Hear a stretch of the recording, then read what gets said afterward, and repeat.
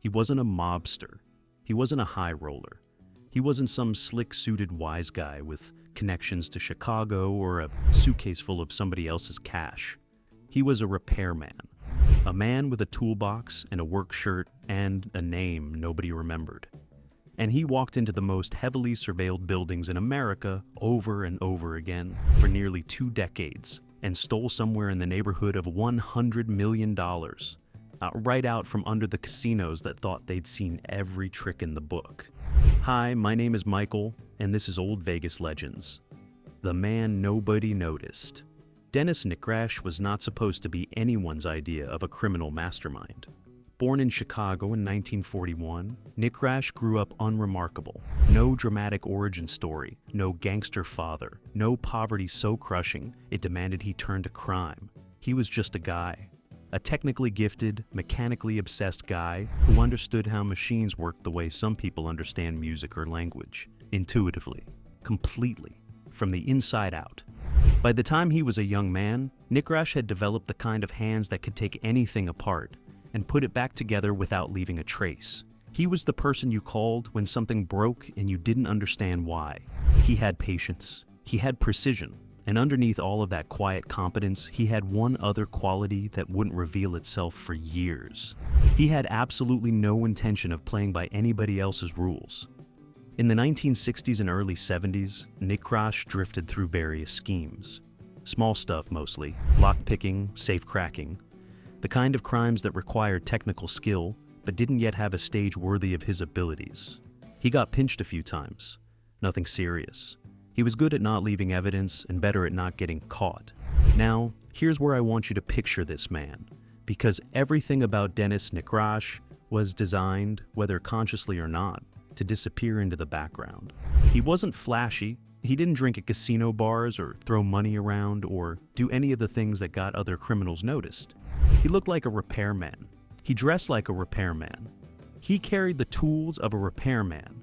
In a casino full of security cameras, pit bosses, and eagle-eyed floor managers, Dennis Nickrash was furniture. And furniture, as it turns out, can go anywhere. The one thing that separated Nickrash from your average grifter, your average 2-bit schemer running a card cheat or a dice switch, was his relationship with technology. He didn't just understand machines. He loved them, he studied them. He could look at a mechanism and understand not just what it did, but what it could be made to do, if you knew which part to touch.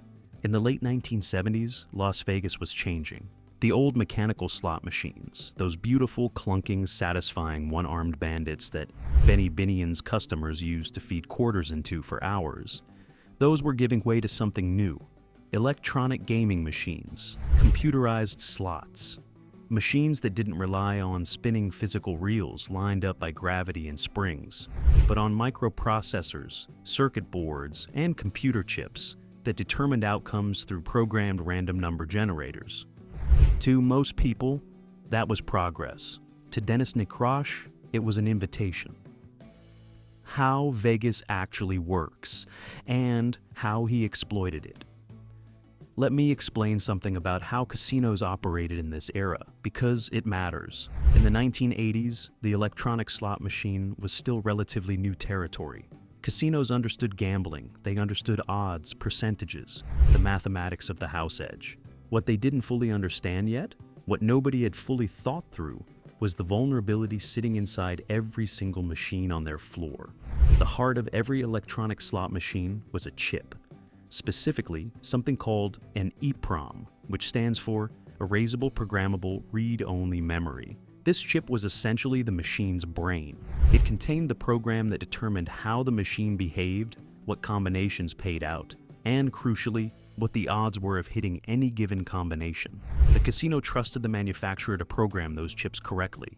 The regulators trusted the casino to install them properly, and once the machine was on the floor, nobody was opening it up to check. Think about that for a second. Every casino in Las Vegas was operating on an honor system buried inside a metal box. As long as the machine looked right on the outside, as long as the displays showed the right numbers and the payouts seemed normal, nobody was lifting the hood to verify that the engine underneath was actually the one the manufacturer put in. There was also something else, something even more exploitable. Casino slot machines in this era required regular maintenance. They broke down, they jammed, they malfunctioned. And when they did, a technician had to come and open them up. These technicians walked the casino floor with keys to every machine. They crouched beside them, opened the cabinets, worked inside, closed them back up, and moved on. Security watched, but not closely. Watching a repairman fix a machine is about as exciting as watching paint dry. Dennis Nickrash understood all of this, and in the early 1980s, sitting in a garage in Las Vegas, with a collection of slot machines he legally purchased, he began to understand something else entirely. He could make those chips say whatever he wanted. The first heist, learning the game. Before the big scheme, there was the education. Nickrash's first serious run at casino theft happened in the 1970s, and it was almost embarrassingly straightforward compared to what came later. He was running a crew that manipulated slot machines through a method called top-bottom jointing, a physical technique involving a piece of guitar wire and a metal rod that, when inserted into the machine's coin mechanism, could trigger a payout. It was crude, it worked, and it made him enough money to establish himself as someone who understood the business of separating casinos from their cash. In 1976, he got caught. Federal conviction, a sentence that sent him to prison for several years. Now, here's where the story takes a turn that belongs in a movie. Because most people go to prison and come out the same person, maybe worse.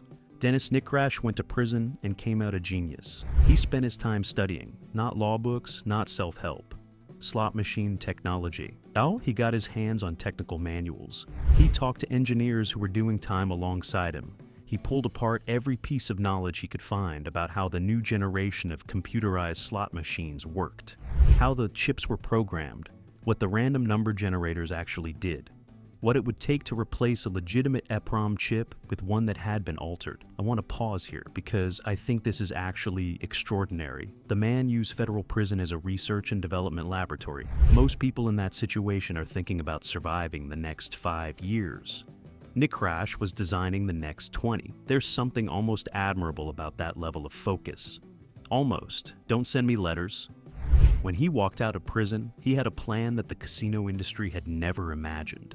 Because nobody had imagined it. You don't build defenses against attacks that have never been conceived. And what Nickrash had conceived inside that federal prison was something genuinely new. The microchip scheme. Here is how it worked, and pay attention, because this is the part that'll make your jaw drop. Nickrash, after his release, legally purchased slot machines of his own. The same makes and models that line the floors of every major casino in Las Vegas. He put them in a garage, and he started tinkering. Not to fix them, to break them in a very specific, very controlled way.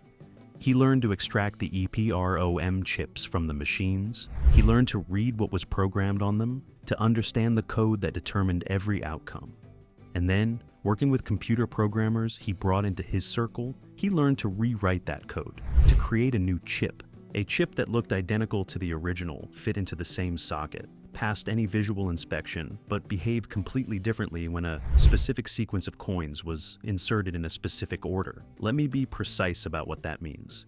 Nickrash created a chip that would cause a slot machine to hit a major jackpot on command. Not randomly, not by luck, on command. Insert the coins in the right sequence and the machine would light up like Christmas morning. He then had to get those chips into actual casino machines, which is where the Repairman cover came in. Nickrash assembled a crew. He needed people on the casino floor, people who could stand near a machine, block the camera angles, provide cover while the switch was made. He recruited casino employees, hotel workers, people who already had legitimate reasons to be exactly where they needed to be. He trained them carefully. He rehearsed the operation like a theater director running a cast through blocking. The switch itself took seconds. Nickrash, or one of his team, would approach a machine. The group would arrange themselves to obstruct sightlines. The cabinet would open with a key Nickrash had obtained or copied. The chip would come out. The new chip would go in. The cabinet would close. The group would move away. Minutes later, a designated player would sit down at that machine, insert the coins in the correct sequence, and hit a jackpot worth anywhere from tens of thousands to hundreds of thousands of dollars. Then the chip would come back out. The original would go back in. The the machine would return to normal operation, and the casino would pay out the jackpot, issue the tax forms, smile at the lucky winner, and never know that the win was not random, that it had never been random, that the machine had been programmed to do exactly what it did. The audacity of this scheme is genuinely hard to wrap your head around. He wasn't cheating the machine in a way that left physical evidence. He wasn't bribing anyone at the top. He was exploiting the single most fundamental assumption the entire industry was built on, which was that the chip inside the machine was the chip the manufacturer put there. The casinos never knew for years. They didn't. Through the mid-1980s and into the early 90s, Nickresh and his crew operated across Las Vegas with a consistency that would be impressive in any legitimate business. They hit the Mirage, they hit Caesar's Palace, they hit Bally's, the Horseshoe, properties up and down the Strip and scattered through downtown. Major casinos, heavily surveilled casinos, casinos with security teams that prided themselves on catching every known cheat in the book. And they kept not catching Dennis Nickresh. Because Dennis Nickresh wasn't in the book. The jackpots themselves didn't raise immediate flags. Slot machines hit jackpots. That's what they do. That's the whole point. When a machine pays out $100,000, the casino doesn't assume a crime has occurred. They assume someone got lucky. They verify the machine functioned correctly, issue the paperwork, and move on. Because at a property taking in millions of dollars a week, a $100,000 jackpot is not an emergency. It's Tuesday. What Nickresh understood, what made his scheme so devastatingly effective, was that he never pushed it too far in any one place. He spread his operations. He varied his timing. He didn't hit the same casino twice in quick succession. He rotated his crew. He changed vehicles. He was running a professional criminal enterprise with the kind of operational discipline that most legitimate businesses never achieve. The Gaming Control Board received occasional reports of unusual jackpot activity. There were whispers among casino security directors that something might be happening with slots at certain properties. But nobody could connect the dots because the dots didn't look like dots. They looked like luck. Estimates of Nickresh's total take during this period vary, and I want to be honest with you about that, because in a story like this, the numbers get big fast, and they can get unreliable just as fast. The figure most commonly cited, the one that investigators and journalists kept landing on, was somewhere between $50 million and $100 million across the full span of his operation. Some estimates go higher. The truth is that the full scope was never definitively established, in part because so many of the crimes were never individually identified as crimes at all. The casino simply paid the jackpot and moved on. $100 million from a man in a work shirt with a toolbox. I genuinely love this city. The Informant. The thing about assembling a crew is that crews have members, and members have problems, financial problems, personal problems, legal problems, problems that make them think very carefully about what they're willing to trade and to whom. By the early 1990s, Nickresh had been running his operation long enough that the circle of people who knew about it had grown. That's the nature of any enterprise. It expands. New people come in, old loyalties get complicated, and someone, at some point, decides that the best deal available to them isn't the one Nickresh is offering. In 1991, the FBI received information about an ongoing slot machine manipulation scheme in Las Vegas. The source was someone inside Nickresh's operation. The identity of that informant was never publicly confirmed, but what they provided was specific enough to be actionable. Names, locations, the basic mechanics of the chip switching scheme, enough for federal investigators to start building a case. Now, here's something I find fascinating about this moment. The FBI, when they first received this information, had to spend time simply understanding what they were being told. The scheme Nickresh had developed was so technically novel that investigators had to bring in gaming experts and chip specialists just to verify that what the informant was describing was physically possible. There was a period apparently where the response from some quarters was essentially, "Are you sure that's how slot machines work?" Because they didn't know. Nobody knew. Nickresh had found a vulnerability that the industry hadn't publicly acknowledged because the industry hadn't known it existed. Once the FBI understood the scheme, they moved carefully. They didn't want to spook Nikrash. They wanted to catch him in the act, with the chips, with the crew, with evidence that would hold up in a federal courtroom. They began surveillance. They documented movements. They gathered testimony from the informant and began corroborating it with casino records, jackpot reports, personnel logs. And in 1993, they were ready. The FBI set up a sting operation. They allowed Nikrash and his crew to believe they were proceeding with a planned operation at a Las Vegas casino. Agents were in position. Cameras were rolling. When the move was made, when the cabinet opened and the chip came out, law enforcement was there. Denis Nikrash was arrested. Federal agents recovered modified chips, the tools used to reprogram them, and documentation that helped piece together the scope of what he'd been doing. It was, at the time, one of the most technically sophisticated casino fraud cases the FBI had ever prosecuted. Caught, but not really. Here's where it gets complicated. And in Vegas, it always gets complicated. Nikrash was convicted in federal court and sentenced to 8 years in prison. 8 years for a scheme that had plundered some of the most profitable casinos in the world for the better part of a decade. Now, I'm not a lawyer, I want to be clear about that, but 8 years for $100 million worth of theft strikes me as what you'd call a bargain. The sentencing reflected in part what Nikrash cooperated in providing: information about his methods, names from his crew, details that helped the gaming control board and casino security teams understand what had happened and begin building defenses against it happening again. What he didn't provide, what he carefully and deliberately kept to himself, was where the money was. $100 million, or something approaching it, had moved through this operation over the better part of 2 decades. Federal investigators knew that significant assets had been accumulated. They pursued the financial threads with the diligence you'd expect from a major federal case. They found some of it, a fraction of it. The rest had moved through structures and arrangements and people that Nikrash declined to illuminate. He served his time. He was released. He was in his mid-50s by then.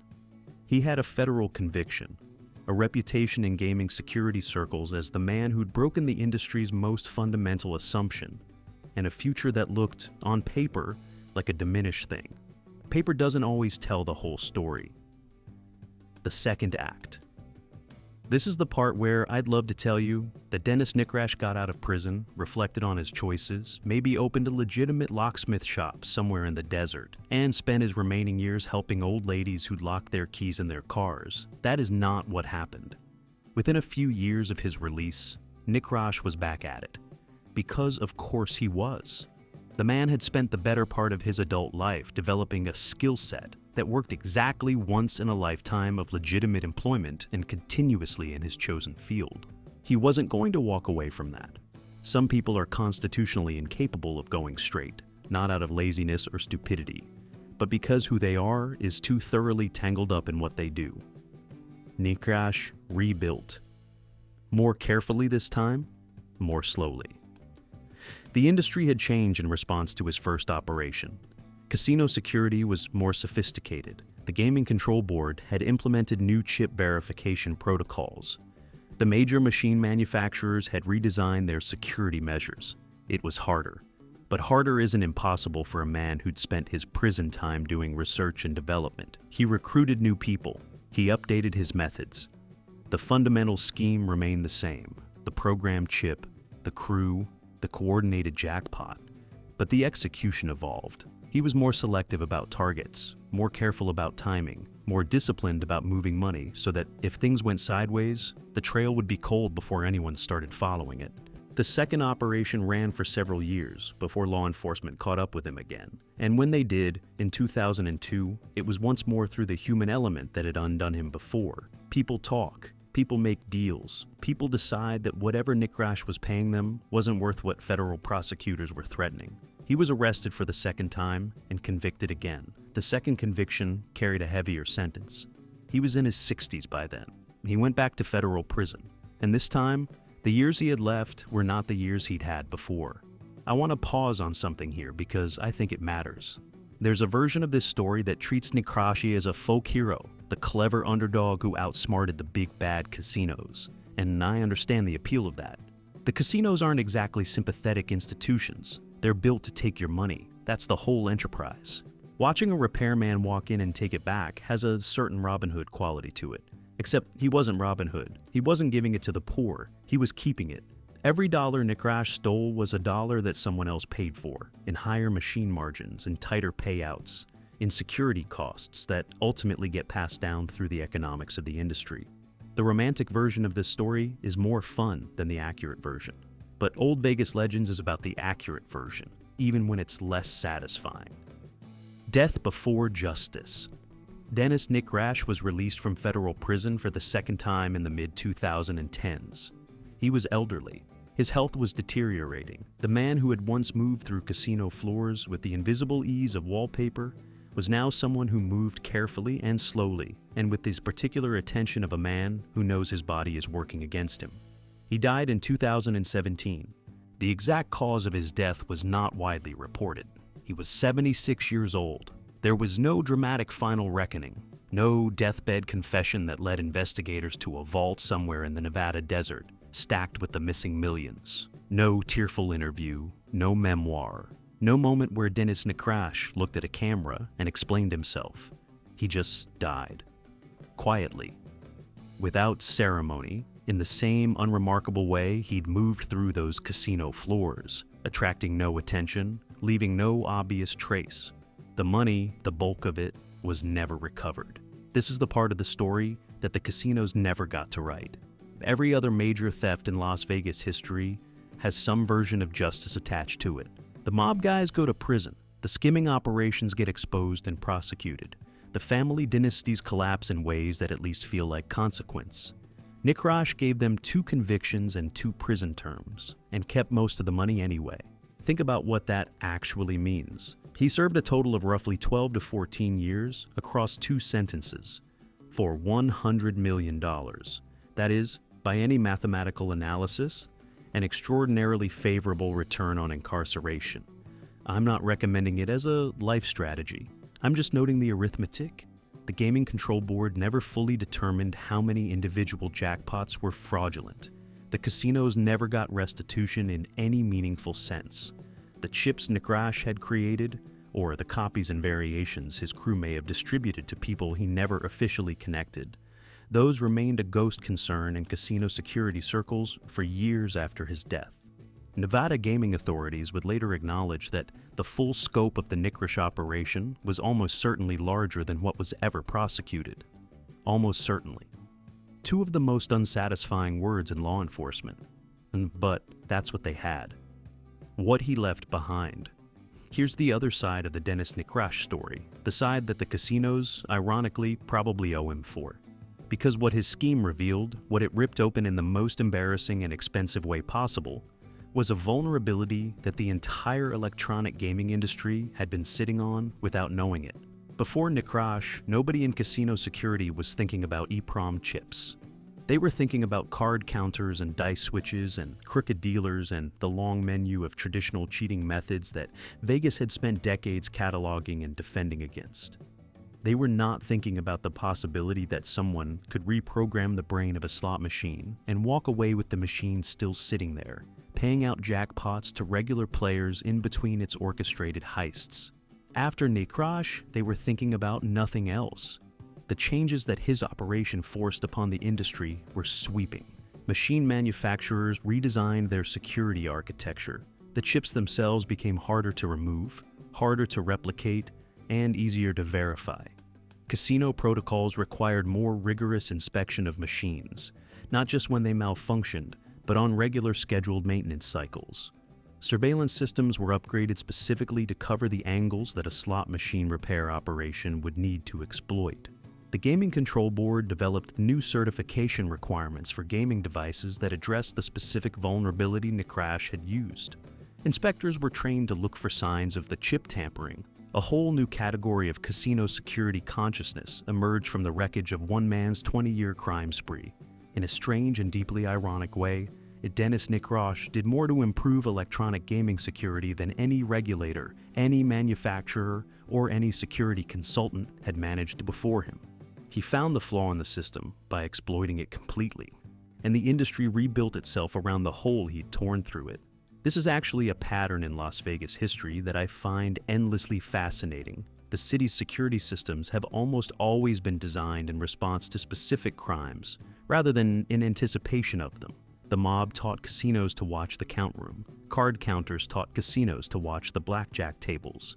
Dennis Nikrash taught casinos to watch the machines themselves. Every major fraud in the city's history left behind a better, more paranoid version of the institution it attacked. Vegas learns. It just learns the hard way. Every single time. There's one more thing worth noting about the legacy Nikrash left behind, and it's uncomfortable.